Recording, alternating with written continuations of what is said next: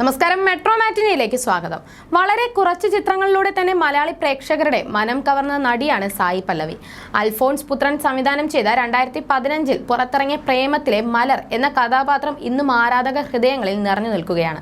മലയാളത്തിലൂടെ cinema രംഗത്തെത്തിയ Sai പല്ലവി തമിഴിലും തെലുങ്കിലും ഒക്കെയായി ഒരുപാട് ചിത്രങ്ങളിൽ അഭിനയിച്ചു കഴിഞ്ഞു. ഇന്ന് തെന്നിന്ത്യയിലെ ഏറ്റവും തിരക്കേറിയ താരങ്ങളിൽ ഒരാളാണ് സായി പല്ലവി.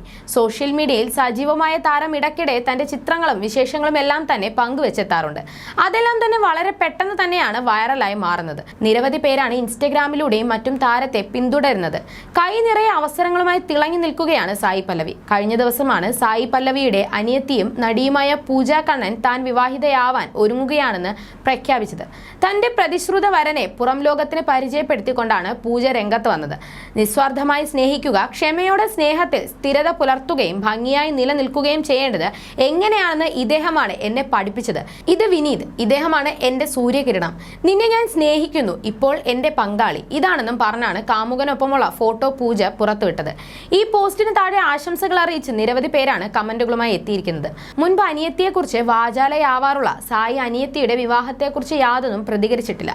സായിയുടെ അനിയത്തിയായിട്ടാണ് പൂജ ശ്രദ്ധിക്കപ്പെടുന്നതെങ്കിലും ഇടയ്ക്ക് അഭിനയത്തിലേക്ക് താര സഹോദരി എത്തിയിരുന്നു.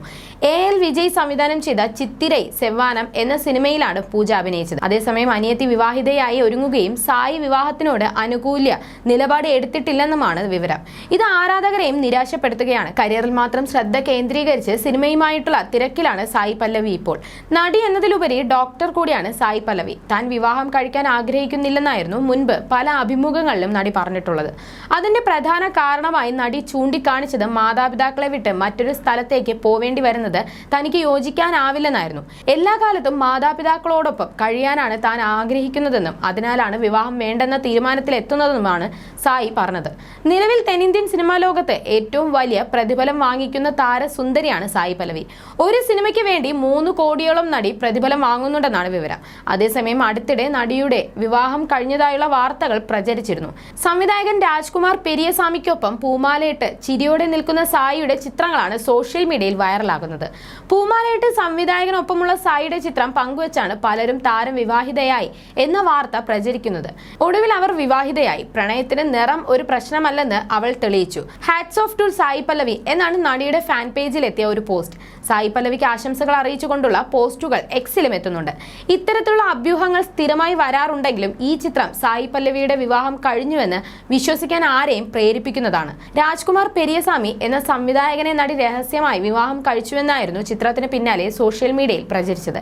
എന്നാൽ ഈ വാദങ്ങളെല്ലാം തെറ്റാണെന്ന് ട്രേഡ് അനലിസ്റ്റായ ക്രിസ്റ്റഫർ കനകരാജ് വ്യക്തമാക്കി. ഈ ചിത്രങ്ങൾ തമിഴ് സൂപ്പർ താരം ശിവകാർത്തികേയന്റെ 21ാമത്തെ ചിത്രത്തിന്റെ പൂജാ ചടങ്ങുകൾക്കിടയിൽ നിന്നുള്ള ചിത്രമാണിത്. ഇതുവരെ പേരിട്ടിട്ടില്ലാത്ത ചിത്രത്തിന്റെ SK21 എന്ന ബോർഡും പിടിച്ചാണ് സംവിധായകൻ രാജ്കുമാർ നിൽക്കുന്നത്. ലോഞ്ചിങ്ങിനിടെ എടുത്ത ചിത്രമാണ് സായി പല്ലവിയുടെ വിവാഹം എന്ന പേരിൽ പ്രചരിക്കുന്നത്. കമലഹാസന്റെ രാജ് കമൽ ഫിലിംസ് ആണ് SK21 നിർമ്മിക്കുന്നതെന്നാണ് വിവരം. ചിത്രത്തിന്റെ പൂജാ ചടങ്ങിൽ കമലും എത്തിയിരുന്നു. വിരാട പർവം, ഗാർഗി എന്നീ സിനിമകളാണ് സായി പല്ലവിയുടേതായി ഒടുവിൽ പുറത്തിറങ്ങിയത്. 2019 പുറത്തിറങ്ങിയ അതിരൻ ആണ് സായി പല്ലവി അഭിനയിച്ച അവസാന മലയാള ചിത്രം. You're watching me and you're watching me on metromatney.com. on metromatney.com. metromatney.com. Subscribe for more videos. Subscribe for more videos. Subscribe here for more videos. Subscribe now. Thank you.